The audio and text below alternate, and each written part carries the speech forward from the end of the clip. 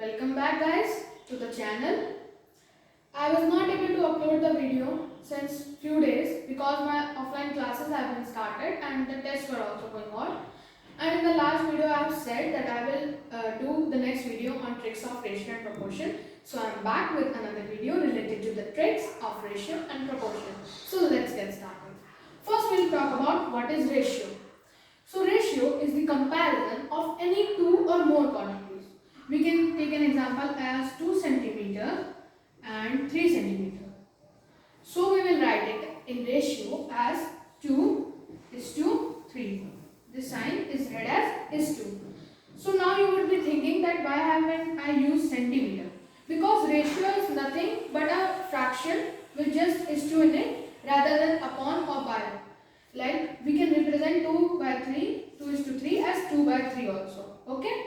These both are the same thing only. But it is a more standard way to represent any sort of fraction. Now let us talk about what is proportion. Proportion is the comparison of any two ratios. Like we take it as 2 centimeter or leave it, we can take it as 2:3 and 4:5. Okay? So now we will compare it as 2:3 such that when we use proportion, so we put this sign. It is read as such that. So 2:3 is such that 4:5. So this will be a proportion. Now in proportion, the product of means these two numbers is equal to the product of extremes, like these two numbers. Like here 2 and 5 are the extremes and 3 and 4 are the means. When we take a proper proportion, then their product is equal. Now let us take some examples for a few questions that mostly come in our exams. Now let me take the first example as A:B is equal to 2:3. Okay? And B:C is equal to 4:5. Okay? And now we have to find A:B:C. Okay? Now to find A:B:C, what usually we do is find the LCM of B in both the fractions or ratios, and then we find how A:B:C. Okay? But there is a simple trick to find A:B:C. Let me tell you. First you have to write these two ratios, 2:3 and 4:5 just below it. Now the trick is known as the inverted N trick. Like this, it is inverted N. So first 2 4s are, it is classified as A, B and C. Okay. So 2 4s are will give us A, 4 3s are will give us B and 3 5s are will give us C. So 2 4s are 8, 4 3s are 12 and 3 5s are 15. So A is 8, B is 12 and C is 15. So A:B:C is 8:12:15. Okay? This will come as A::B::C. Now let us discuss another question that comes in our exam, in which we are stuck mostly of the times. The question is A::B is equals to 2:3. Okay? And B::C is equals to 4:5. And C::D is equals to 6:7. So now find A::B::C::D. Okay?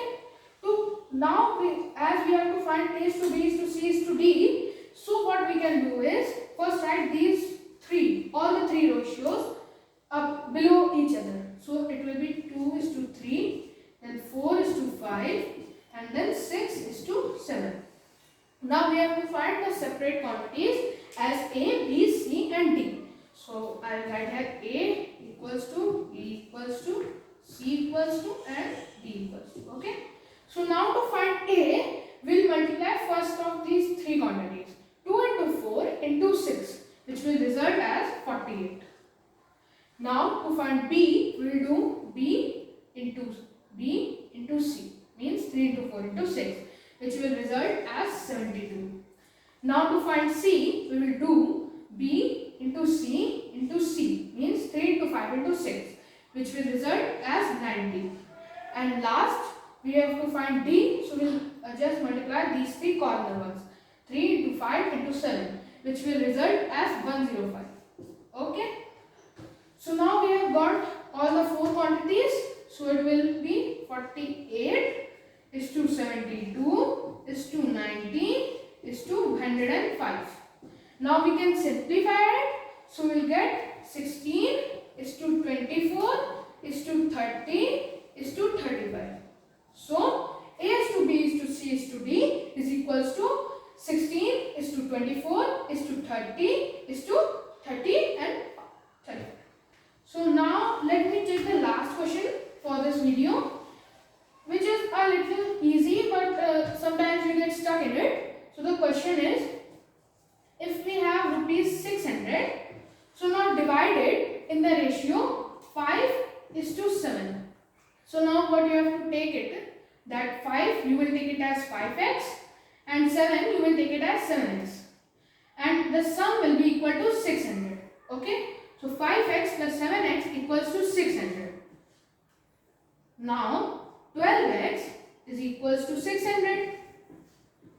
Now x will be equal to 600 divided by 12.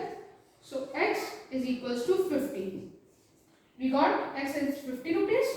So now we can calculate 5 and 7. Just multiply 50 into 5 and 50 into 7, which will result as 250 and 350 respectively.